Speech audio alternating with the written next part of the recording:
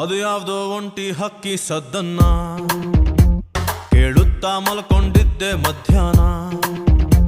1/4 kg ಪ್ರೀತಿಗೊಂದು ಪದ್ಯಾನ ಬರೆದಿಟ್ಟು ಕೆರೆದುಕೊಂಡೆ ಗಡ್ಡಾನ. Kalidasa ಕಾವ್ಯ ನಮ್ಮಪ್ಪನ್ನ ಕೇಳ್ರಿ, ಖಾಲಿ ಹಾಳೆಗಿಂತ ಒಳ್ಳೆ ಕಾವ್ಯ ಇಲ್ರಿ.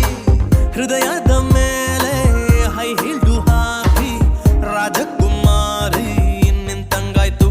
ಇಂಥ ಟೈಮಲ್ಲಿ ಹಾಡು ಬೇಕಿತ್ತ ಯಾವನಿಗ್ ಗೊತ್ತು, ಯಾವನಿಗ್ ಗೊತ್ತು. ದೇವದಾಸನು ಎಣ್ಣೆ ಬಿಟ್ಟಿದ್ನ ಯಾವನಿಗ್ ಗೊತ್ತು, ಯಾವನಿಗ್ ಗೊತ್ತು.